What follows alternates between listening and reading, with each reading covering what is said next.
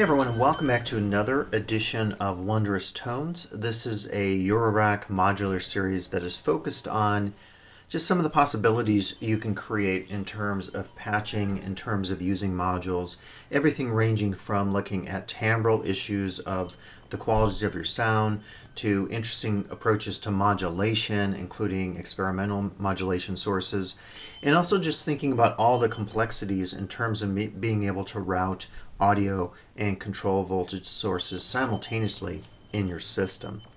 So this particular approach actually seems simple on the surface because I'm really only using 3 voices, and that's kind of interesting. When you see all these cables laid out, of course, this is really why a lot of us get into Eurorack is there's simplicity maybe assumed in a final outcome of a particular sound that we create, like the sound I'm creating in this piece. And by the way, everything in this composition is in the song called Smoke 1, and so I will include a link with this video here on YouTube.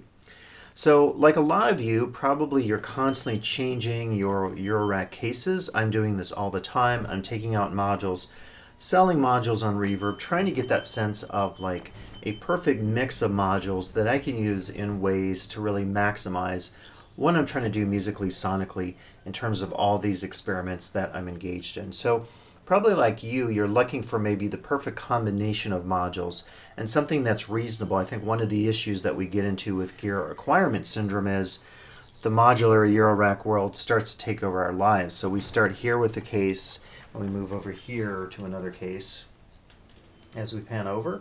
And I'm using this a lot today, particularly the Tetragrid modules. Scan lower, and I've got my 2600 clone and another ancillary Eurorack case, and of course I have other things and modules that are sitting around, semi-modular gear as well. So it's always a challenge, I think, thinking about how to fit everything together and make sense of all this mess that is a useful mess, but nonetheless a mess that develops when we try to do some of this patching. So this started off with my Polyhector, and the module is right here. You're not going to be able to see it. I just have my one camera set up today. But this is a module that does a lot of cool things because you can import as many user design modules as you want or modules created by the manufacturer. It has this cool touchscreen on it. I use my pen wherever that is. I was just using it a second ago. Now I've misplaced it in this mess. I think it's under these cables. But in any case, I use a touchscreen pen because I find it's easier to fiddle with the screen here. Now, I just have going in here 2, I would say, simple triggers. Nothing in Eurorack is ever simple, but I have 2 triggers going in. They're non-rhythmic triggers.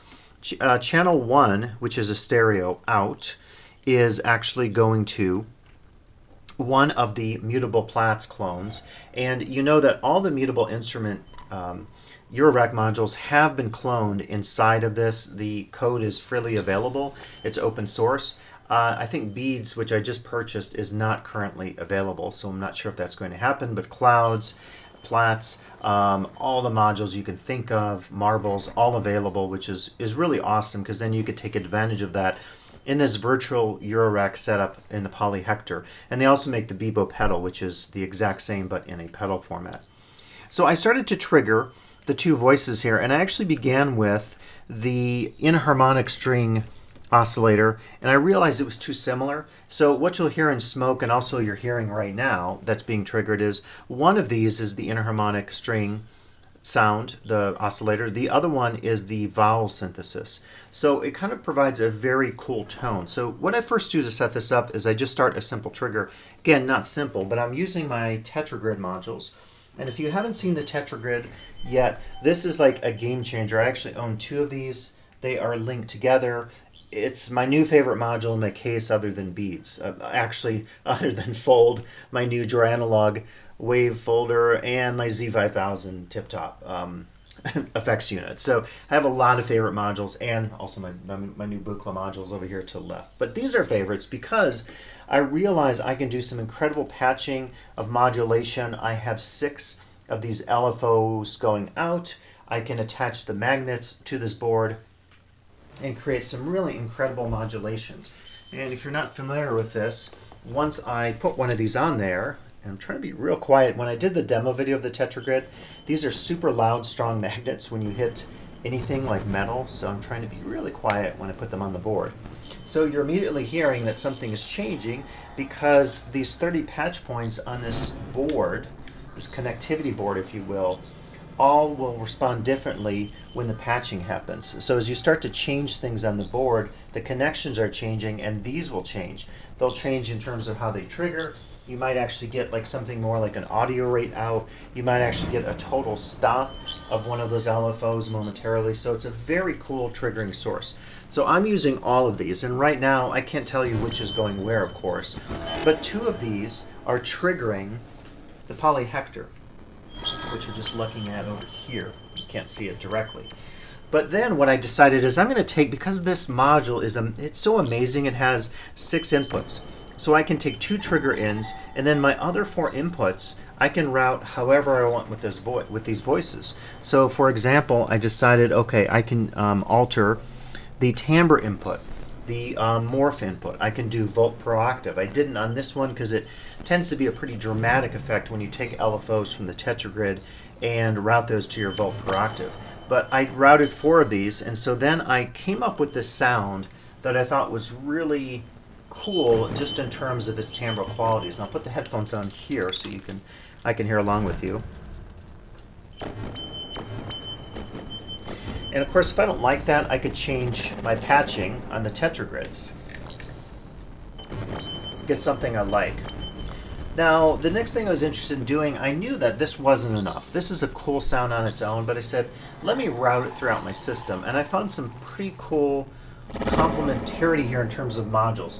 So the first thing was I knew I needed to use beads, and I just picked up beads, which is blowing me away as a module. I was a fan of clouds, but the low audio quality of it was something that I just found undesirable, and I ended up selling it on Reverb, and I picked up the brand new Beats. So Beats has these different fidelity modes you can choose, and strangely enough, the white is the highest. I have it on the lowest because I wanted kind of a gritty sound to it. As I'm going through these, you probably hear the difference a little bit in those sound qualities. And I tweaked it just enough with some CV inputs. These CV inputs are coming from so many different sources. LFOs, of course, from Tetragrid. I've got some envelopes running as well on Radar, which I love, that amazing module. I also have some modulation coming from my new Buchla modules, the 281 and 258s, if I have those correct. And these are the oscillators, and these are the function generators, which do so much. And one of the coolest discoveries was I discovered that by using this first, or is it the second? No, it's the second blue output. And I don't have the manual right now, but I know one of these is it an end of slope trigger out, and they're 2 different outputs. So I ended up using the blue one here, and it was actually creating something really interesting at the level of one of these triggers going into the Polyhector. And it actually kind of has this like sequencer type quality to it. And I was just really surprised by that, because if I trigger something with Radar, which is my traditional envelope output, it doesn't have that same effect. So I'm just loving these new Buchla modules. So part of what you're hearing sonically, kind of a sequence that is pitched, is happening because of those Buchla quad function generators. So those are absolutely going to be killer here as I build my new case, which is just going to be a Buchla primary case. So I've got all this interesting modulation coming in, and then I started to run it through beats, and I thought, okay, I'm going to use the internal reverb here, tweak that a little bit to make it sound cool. Then I discovered I can use Data Bender. And so if we take off some of those, you're going to hear a little bit of what's happening here. And as I'm doing this, I'm always having to check, actually, my patching, because initially I didn't have Prism going in here. So I basically have these 3 modules working together: Beads, Data Bender, and Prism. Prism is such a great module by Qubit, as is Data Bender, and it really is adding some interesting delay sounds, bit crushing type effects, filtering effects, And if I just use these three modules along with my clocking of those voices from Hector, I feel like I have, a million ways to go sonically. And that's what's really cool in your system, I think, is finding complementary modules. For me, Beads, Databender, Prism are working together in some amazing ways, complementing one another, adding artifacts, adding new qualities to the sound, actually adding new trails as I bring in my bend and my other. It might be too much, but as you can see with corrupt, break, and bend coming in, it's really altering what we're getting from Hector being triggered into Beads and then going into Databender. Very cool. I can change the repeats and get more of them. And then the good news is I also have CV modulation coming in. And right now I can't tell you all the sources, but 3 of them at least are coming from my second Tetragrid. So absolutely money in terms of this combination of these 3. And actually I had the order of this wrong. One thing that's cool is just like an effects pedal chain, you can think about what comes in the right order. So do I want all these trails and glitchy sounds coming into Beads and then getting processed in here, adding to it, adding some reverb and some sonic quality, delay, whatever you want to call Beads? Or do I want it to start with Beads? In this particular case, actually, Beads is the last module in the effect chain going to my mixer. And then the first one is coming from, Polyhector, then going in the Prism. After Prism, then it adds those artifacts and tails and trails, whatever you want to call them, in Databender, and then it goes into Beads. So think about that, and certainly as you're experimenting with timbre and modulation in your Eurorack setup, think about if you find 3 key modules like I've found here, which is kind of the theme of this particular Wondrous Tones, mix up and experiment with them. Try different orders. Try this first, then this, then this. Start with this, go to this and this. Mix it all up and try different experiments. Do multiple takes and recordings of that to see which of these will work best in your particular setup with your favorite modules. The other thing to think about is decide on modulation. So if you want to experiment with modulating the mini inputs, and that's my other recommendation, is if you have some key modules, if they're smaller modules that are, very narrow in terms of HP and don't typically have a lot of inputs, you're not going to be able to modulate as much. I love that all of these 3 modules I'm using here all have 4 or more inputs that I can use and really take advantage of in terms of CV, gate, all kinds of modulations. So you're hearing now then, that's the first track, these 3 key modules, and Polyhector, of course, going into these. They're almost being used as effects units, but I hate even saying the word or using the word effects units in the Eurorack world, because can you really describe Databender as an effect? I suppose you can, but it's doing much more than simply adding reverb or delay. It's adding artifacts to the sound and changing it dramatically, as is the case with Prism and Beads. So I tend to gravitate towards modules that do something that is very unique, that adds something to both the sound, that allows for a lot of potential for modulation, and also allows me to experiment with routing in terms of saying, putting the modules in different orders in a so-called effects chain to see what the result is. So that is sound 1. Sound 2 I'm going to bring in now. And this is fairly simple as well. So I have right here IntelliGel Plonk, which is my go-to percussion module. And in addition to just doing simple percussion, if I want to do drum beat triggers or whatever, it actually allows me to do some interesting things because, again, of all those input possibilities. I particularly love the mod input and the volt per octave trigger input because it really allows you, and on here the volt per octave is called the pitch input, but you can make it sound very experimental by throwing in an LFO or any other number of modules that can do interesting, create interesting sonic qualities or modulation qualities. An envelope like Radar is really great for doing some audio rate stuff. You can really tweak and experiment with the nature of that envelope to see how it could affect the module. The other thing I have going on is my Divkid Instruo Ochd is also working here full time. All the outputs are coming out. This is not synced to anything. It's not synced to the Tetragrids. Tetragrid doesn't allow for any internal or external syncing practically, which is fine for me. I really don't want that. I want, as they call it, the unsequencer here in my case. The way I'm using Ochd is adding additional modulation to various modules throughout the case. And what I love about it is because it's not clocked to anything, it's allowing me to create greater sense of diversity in sonic and modulation quality in my setup. So the sound here, I actually took one of the outputs using a mult from my original source, which is from the Polyhector, but I actually took it out here. I did the split at beats. So the audio output is being split multiple times to create modulation throughout the system, to also add sonic variety. You can use an audio output as a trigger. Of course, it maybe isn't functioning in a traditional way unless you're running that through an envelope follower or something of that nature. But I'm not interested in sort of identifying the transients in a particular beat and using that to modulate. I'm looking for very interesting ambient sonic quality in this particular experiment or setup. So that audio output is going into Plonk, and then that is serving as the trigger, and then I have additional modulation sources in.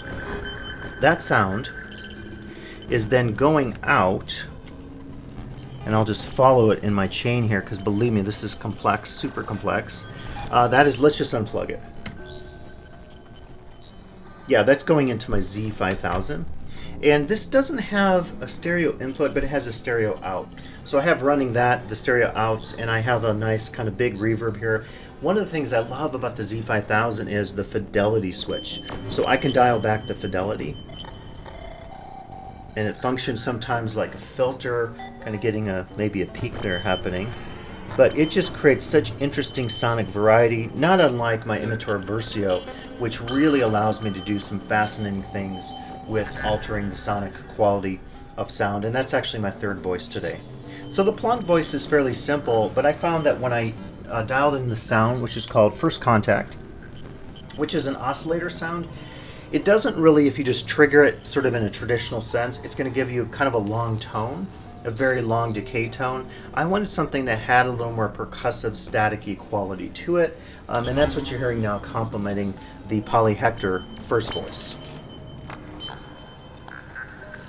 We can now bring in the last one, and for the last one, I'll have to trigger my Eowave swarm, and I'm just going to try to replicate and remember which of the voices I had going. But for this one, I decided some different experiments, and this is maybe the one voice in this mix that I don't love. So what I did was I wanted to really modulate this fairly substantially here. Let me just make sure it's coming out of the mixer. I gotta crank it up there. It's coming now. Initially, I had used a really fast clock to act as the clock in. Actually, the clock in is unpatched now. But I wanted to use a fast clock, so I took, I think the audio output of, as you can see, my case is a total mess right now, and I'm getting ready to unpatch this as soon as this video is done. But I took a sort of clock output, if you will, using the sound from beads to modulate the clock here, and it created this super fast sequence. I tried to make it glitchy. I sort of pitched it really high to give it these kind of tingly, almost very high frequency percussive sounds. I didn't love that, so I actually pulled that back and then just did a sequence like this and tried to dial it in. This is not the exact sequence you're going to hear on Smoke, but it's somewhat similar. I love the Swarm. It's a complex oscillator, built-in sequencer, 2 filters, built-in spring reverb. I just love everything about this module. I have that running into, let me just check to make sure, I have it going into the Instruo Versio. And somewhere in this mix, by the way, I apologize, I am struggling to find here the... No, this is correct. Okay, so this is kind of actually freaky. So I'm actually using 2 reverbs. But I'm actually using one of the alternative firmwares here. So I'm using it to create kind of this interesting modulation effect, not a reverb. And then those outputs are going into off-screen my Ventris dual reverb. So I wanted to use this patch in a way that wasn't a reverb, and one of the things I love about the Versio line with the World of Versio portal is you can go online and download alternate firmwares and actually take advantage of loading in brand new modules. You're almost making that into a brand new Eurorack module every time you load in a new firmware. I just wish there was a plug on the front. I don't know if some of you have discovered this. If you're using any of those daisy patch devices, you always have to do the patching on the bottom of the module. So you have to unscrew it from your case, plug in your USB cable, get a long extension cord if you're like me and your computer's far away, and then put in the new firmware. So it's one of the things I don't love about the Versio line, but I can't complain because the variety of the sound is so amazing and different. What I did here as well is I took in a lot of those modulation sources, particularly quite a few from the Buchla setup, a few from the Tetragrid as well.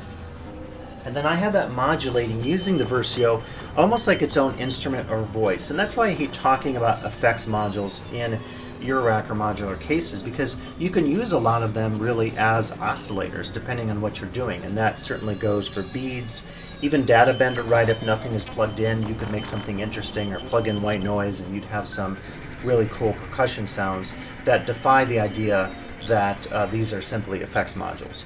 So that sound then is going out into the Ventris, and that's what you're hearing here on the third channel.